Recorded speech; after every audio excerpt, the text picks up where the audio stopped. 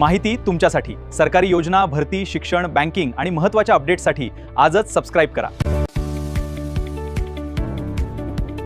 मित्रांनो, पुन्हा एकदा स्वागत आहे आपल्या यूट्यूब चॅनल, ज्याचे नाव आहे माहिती तुमच्यासाठी. तर कर्जमाफीसाठी खात्याचे अपडेट सुरू झालेले आहे. पुण्यश्लोक अहिल्यादेवी होळकर शेतकरी कर्जमाफी योजनेची जिल्हा उपनिबंधक कार्यालयाकडून अंमलबजावणी सुरू आहे. खातेदारांची माहिती तपासण्यात आली असून पात्र शेतकऱ्यांची यादी शासनाच्या पोर्टलवर प्रसिद्ध केली जाणार आहे. दरम्यान येत्या 22 जून रोजी पावसाळी अधिवेशन सुरू होत आहे. या अधिवेशनात सरसकट कर्जमाफीबाबत काय निर्णय होतो याकडे शेतकऱ्यांचे लक्ष लागून आहे.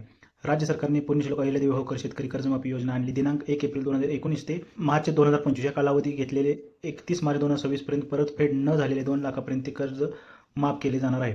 या योजनेची माहिती जिल्हा उपनिबंधक कार्यालयाकडून संकलित करण्यात आली आहे. जिल्हा बँकेचे 1,95,000 खात्याची माहिती तपासण्यात आली आहे. राष्ट्रीयकृत बँकाकडून खात्याची तपासणी करण्यात येत असून ही माहिती पोर्टलवर प्रसिद्ध केली आहे. प्रशासनाकडून योजनेची अंमलबजावणी सुरू आहे. दुसरीकडे सरसकट कर्जमाफीसाठी ठिकठिकाणी आंदोलन करण्यात येत आहेत. आमदार रोहित पवार यांनी पंढरपूर येथे आणण्यात आंदोलन केले होते. येत्या 22 जून रोजी पावसाळी अधिवेशन सुरू होत आहे. विधान परिषदेची आचारसंहिता सुरू असल्याने शेतकरी कर्जमाफीची घोषणा न करता सरकारने अध्यादेश काढला. यावर येत्या पावसाळी अधिवेशनात चर्चा होणार आहे. आता गावात सुद्धा तुमच्या ग्रामपंचायत तुमची यादी झळकणार आहे. कर्जमाफीमध्ये तुमचे नाव आहे का ते समजणार आहे. कर्जमाफी योजनेत पात्र शेतकऱ्यांची यादी शासनाच्या पोर्टलवर जाहीर केली जाणारच आहे, पण ही यादी गावातील ग्रामपंचायतीत प्रसिद्ध केली जाणार आहे. पात्र शेतकऱ्यांनी आधार प्रमाणीकरण केल्यानंतर तसेच उर्वरित कर्ज भरल्यानंतर कर्जमाफी मिळणार आहे. तर मित्रांनो, या व्हिडिओमध्ये तुमच्यासाठी एवढेच. आपल्या यूट्यूब चॅनल सबस्क्राईब करा विसरू नका. या व्हिडिओला लाईक करा, शेअर करा. असेच नवनवीन व्हिडिओ तुमच्यासाठी घेऊन येईन. धन्यवाद.